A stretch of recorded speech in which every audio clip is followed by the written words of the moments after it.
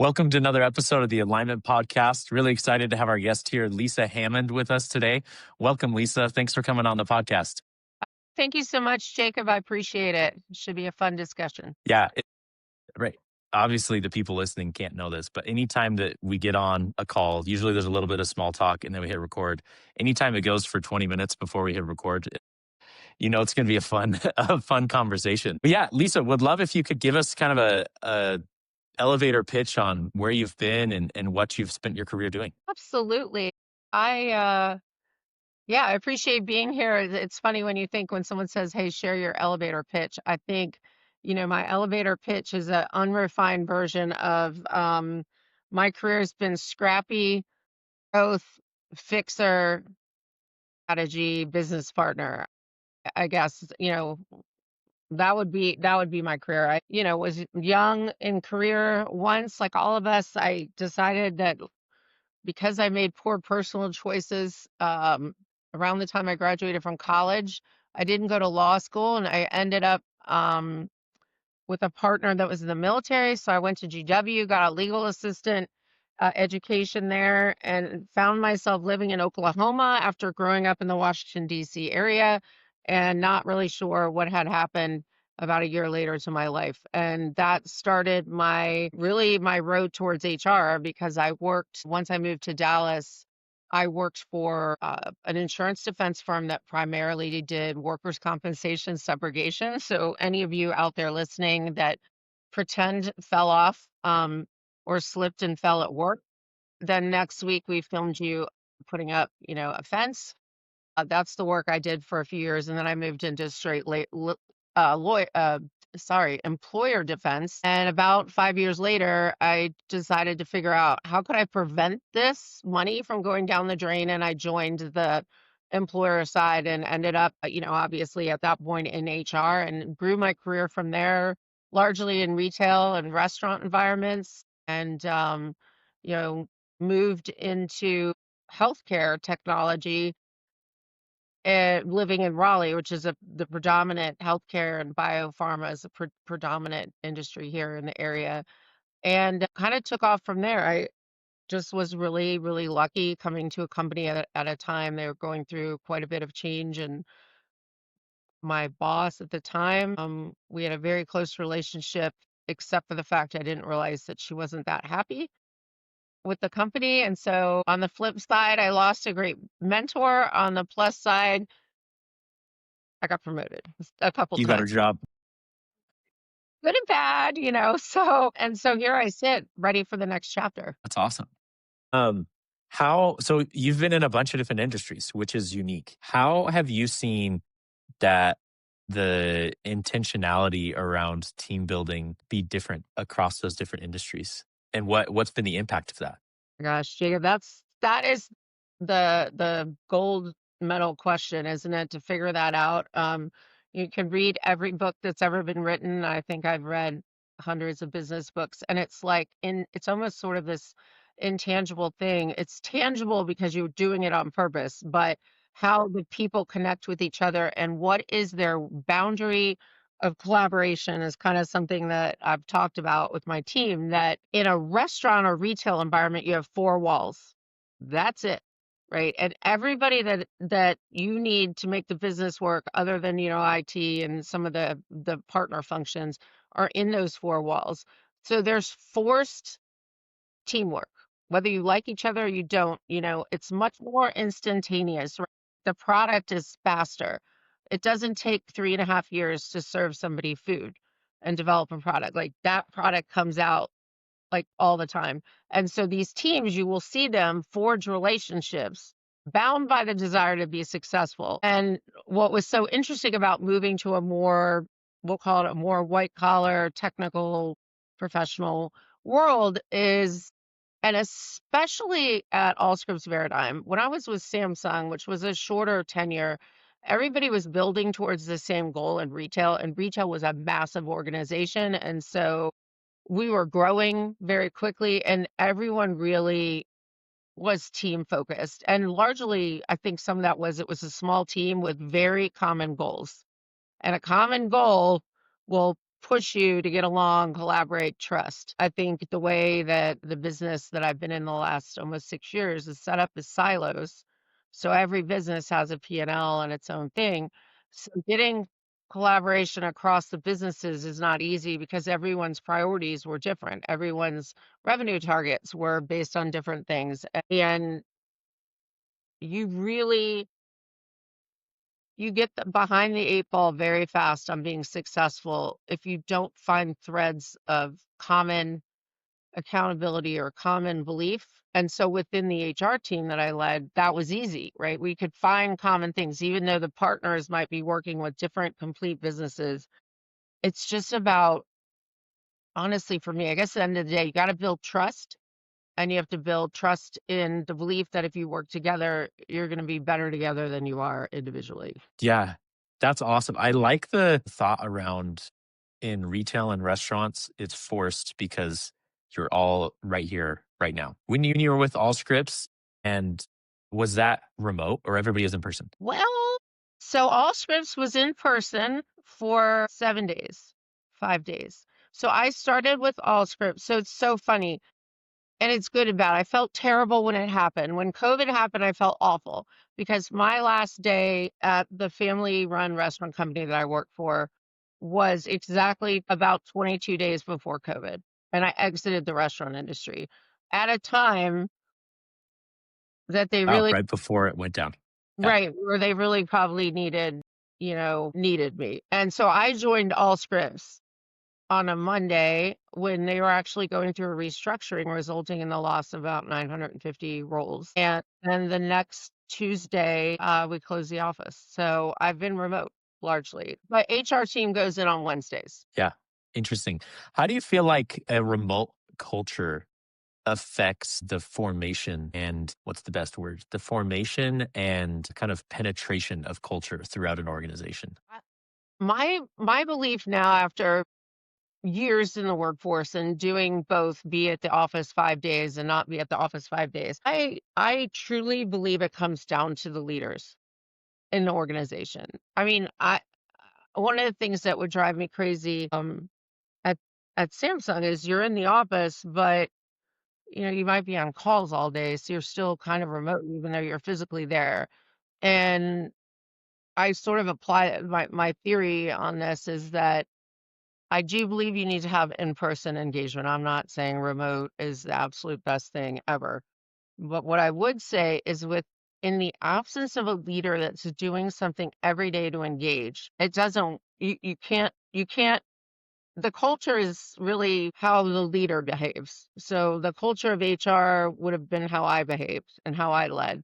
And the culture above me would be how the CEO behaved and how they led. And so for me, I did a lot of correspondence.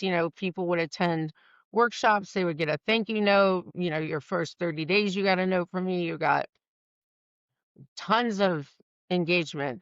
And then I had a cameras on policy because I think cameras on tries to keep us engaged. Although in India there was a lot of bandwidth, but I would be on meetings and I felt like people weren't really with me. They were just sort of, listening but not listening. Yeah, yeah. Anytime I join a call and somebody doesn't have their camera on, especially if they don't acknowledge like I'm like running errands, I'm not gonna have my camera Right. on.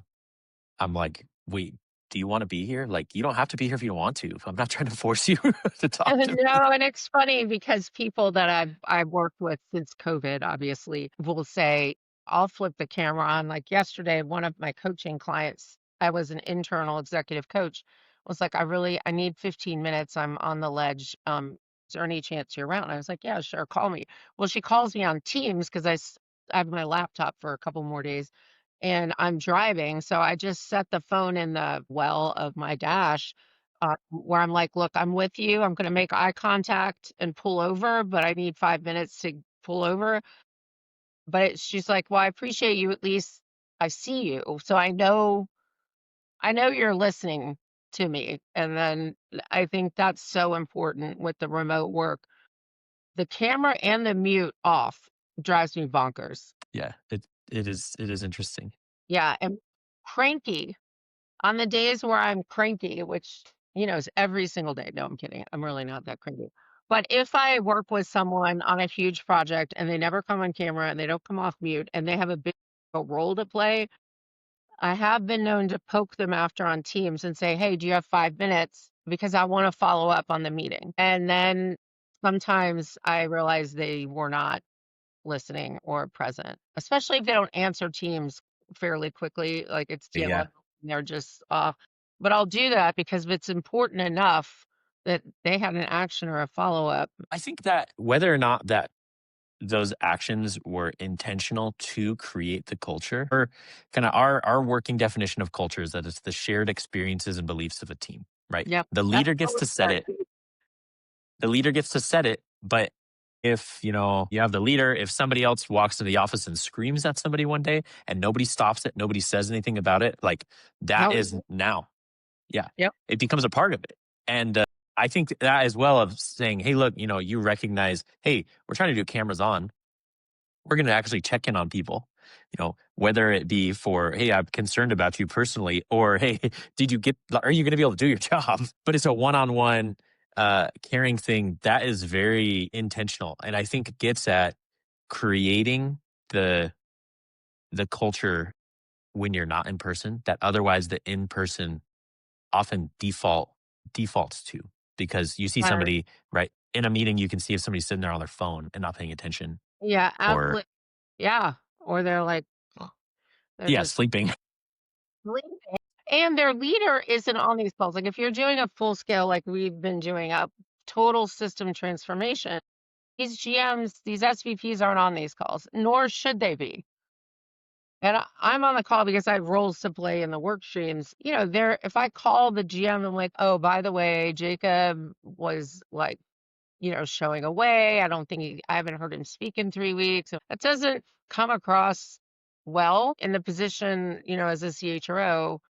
I feel like I'm empowered to go and say, hey, how's it going? How's your day? And because I have fairly known relationships across the organization, and I'm very visible in the organization, people aren't freaking out when I ping them. They're not like, oh my God, what did I do? They're just like, hey, Yeah. what's up?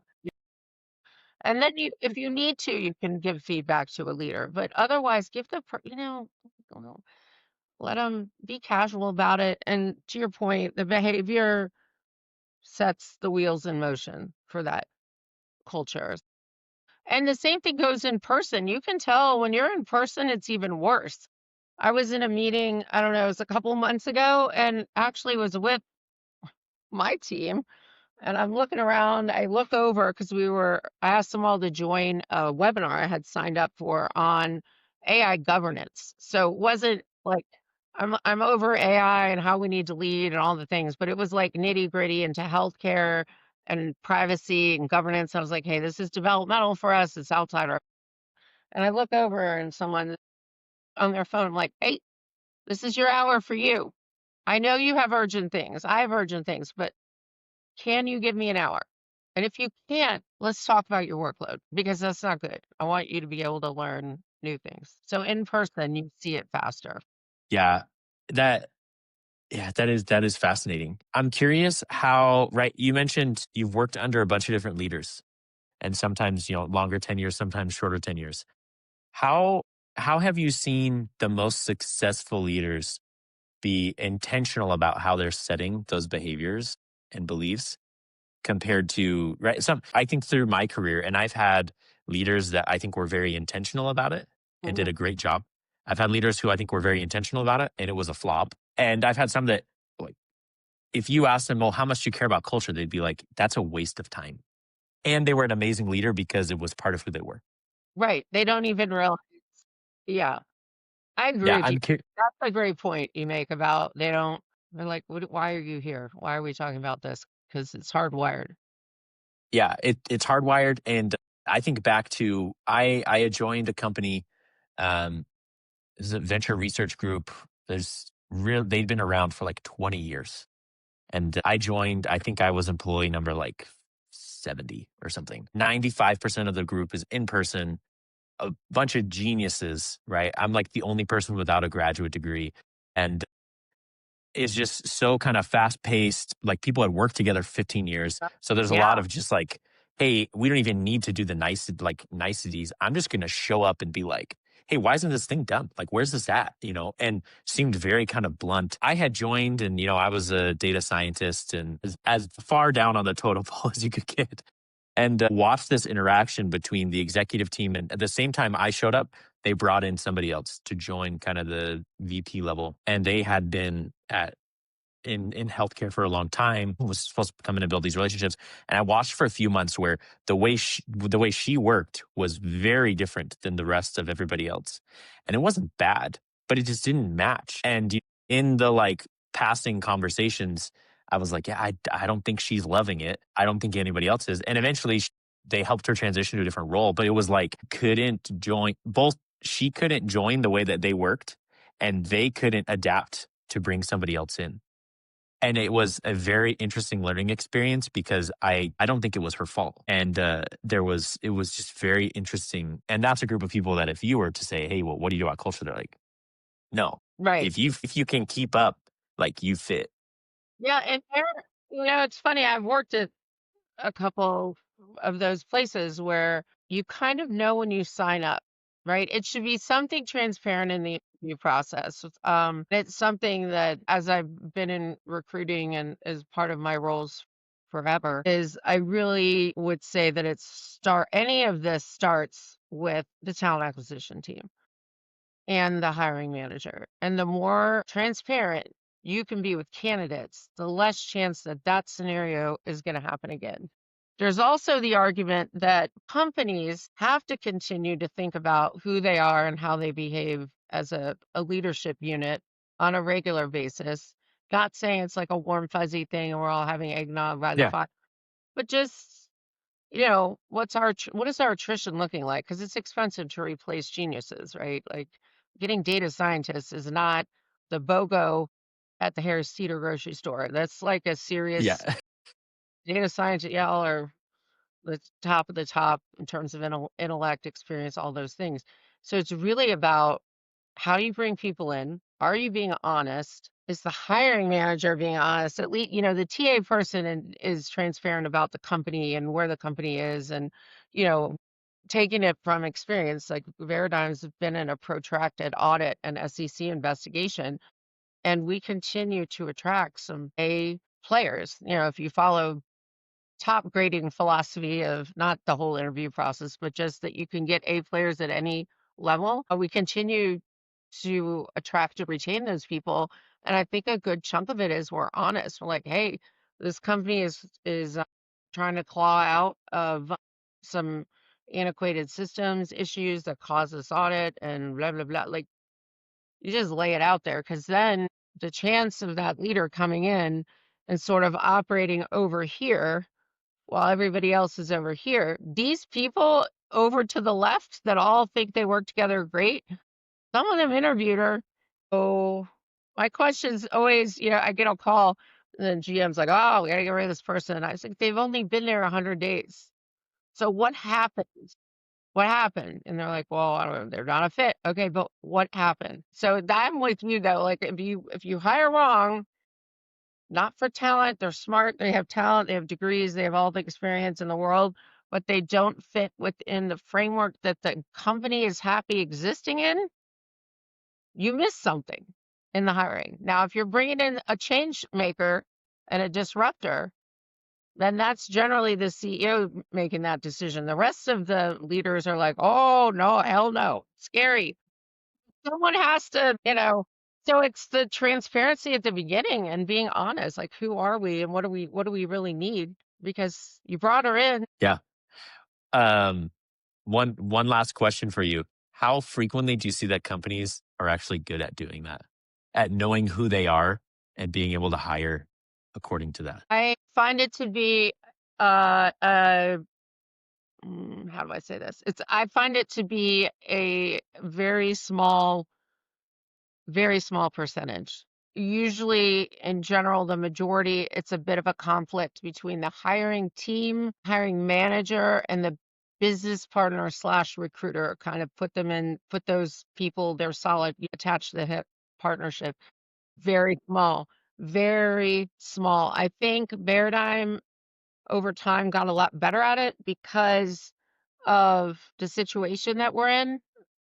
We're not traded publicly. We've been delisted. We're on CEO number 5, just came in the end of sometime in September, and I was only there 5.9 years, so that's 5. So the company's been through a lot of turmoil. I think over the last 2 years, hiring teams as a whole have gotten more savvy about let's lead with that and then talk about the good things, that attrition is still low and that people are engaged, people are developing, people are getting internally promoted, uh, yes, okay, this is the dark black hole we find ourselves in, and then all the points of light around it that make it a compelling place for people to come. And then they come and people don't leave, they like it. They like the people they work with and their leaders.